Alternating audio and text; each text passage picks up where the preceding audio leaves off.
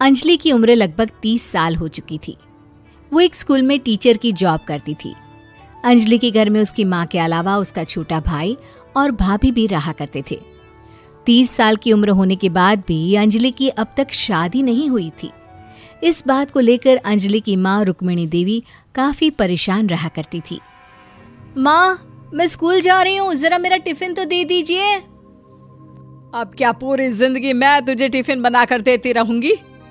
अरे कुछ सोचा भी अपने बारे में या बस ऐसे ही? क्या माँ, सुबह सुबह फिर वही बातें लेकर बैठ गई। माँ गलत क्या कह रही है अंजलि दीदी? इतनी उम्र हो चुकी है आपकी, माँ कब तक आपकी सेवा करती रहेंगी? भाभी, मैंने माँ को कब कहा कि मेरी सेवा करो? वैसे भी अपना टिफिन मैं खुद तैयार कर लेती हूँ, बस टेबल से उठाकर देने को ही तो कहा था। वैसे अंजलि दीदी, देखा जाए तो टिफिन उठाकर देने की उम्र तो आपकी है।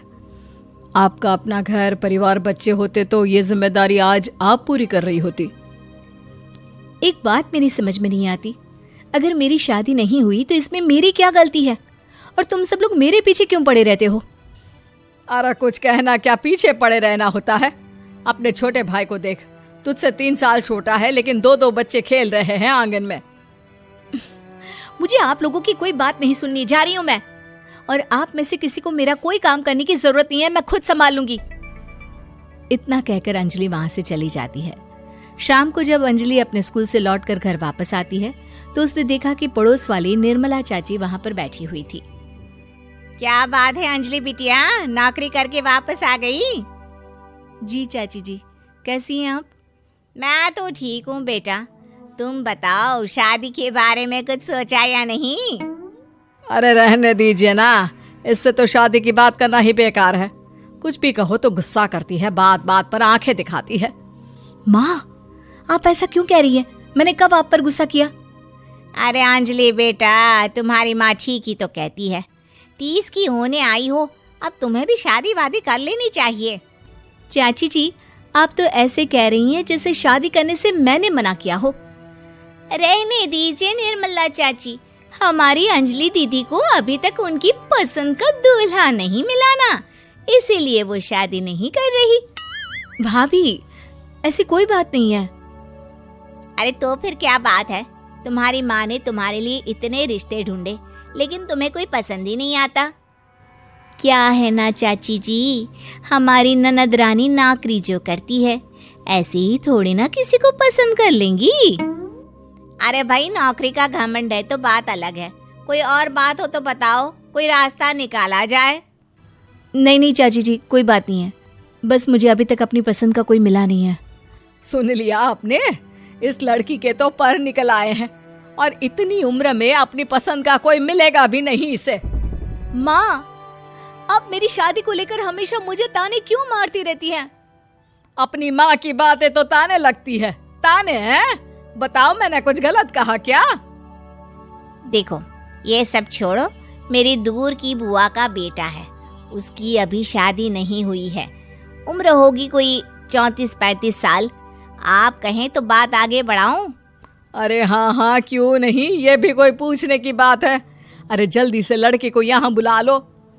माँ, आप मुझसे पूछे बिना मेरी शादी की बात करने जा रही हैं और मेरी उम्र 30 भी पूरी नहीं हुई है। निर्मला चाची कह रही है कि वो लड़का 35 साल का है। अंजलि दीदी, आपको क्या लगता है इस उम्र में कोई फिल्म का हीरो आएगा आपके लिए? देखिए, अब पसंद और नापसंद की बात तो रहने दीजिए, पसंद करने की उम्र तो आपकी निकल चुकी। अब तो जो भी मिले उसी से शादी कर लीजिए, इसी में भलाई है। तेरी भाभी बिल्कुल ठीक कह रही है। अब जैसा रिश्ता मिले उसके लिए हाँ कर देना, ताकि हम भी गंगा नहाए। ठीक है, चलिए मैं उस लड़के को कहती हूँ, वो कल ही अंजलि को देखने आ जाएगा। अगले दिन निर्मला चाची के दूर का रिश्तेदार अंजलि को देखने उसके घर आता है। उसका नाम था अजय। अंजलि जी, तो आप नौकरी करती हैं, वो भी स्कूल में? जी हाँ, मैं स्कूल में टीचर हूँ। हमारी बेटी बहुत होशियार है। अरे पढ़ने लिखने में इतनी होशियार है, इसीलिए तो इसकी नौकरी लगी है स्कूल में। हाँ हाँ ठीक है आंटी जी, जरा मुझे भी तो बात करने दीजिए आपकी बेटी से। जी पूछिए ना, क्या पूछना चाहते हैं? अंजलि मैडम, ये तो बताइए कि आपने अभी तक शादी क्यों नहीं की? बस ऐसे ही, कहीं कोई रिश्ता पसंद नहीं आया इसलिए। लेकिन क्या मैं आपसे पूछ सकती हूँ कि आपने शादी क्यों नहीं की? अंजलि, क्या कर रही हो तुम? लड़कियों को इस तरह की बातें नहीं शोभा देती। रहने दीजिए आंटी जी, आपकी बेटी काफ़ी पढ़ी लिखी है, मैं उनके सवाल का जवाब दे ही देता हूँ। वो क्या है ना, मुझे भी अभी तक अपनी पसंद की कोई लड़की नहीं मिली। अच्छा, कोई बात नहीं। वैसे आपकी तनख्वाह कितनी है? कितना कमा लेती हैं महीने का? जी यही कोई 25,000 महीने। बस 25,000? इतने से क्या होता है? इतने से तो आजकल घर भी नहीं चलता। आपके कहने का क्या मतलब है? अरे मैं तो ये सोच कर आया था कि नौकरी वाली लड़की है, आराम से 40,000 कमाती होगी।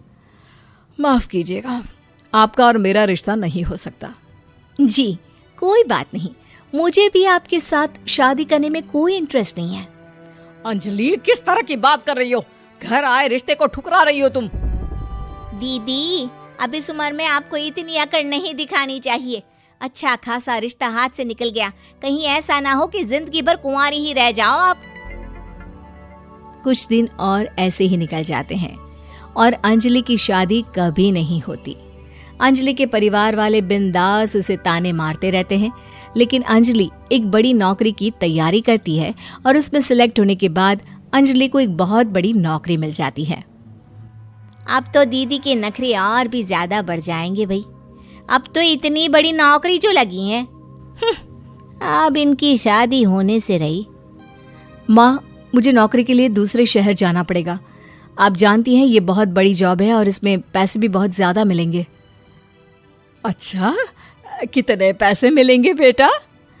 माँ, मुझे हर महीने 90,000 सैलरी मिलेगी। क्या?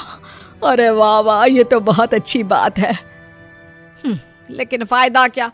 कितने भी पैसे मिले, शादी तो हुई नहीं ना तुम्हारी।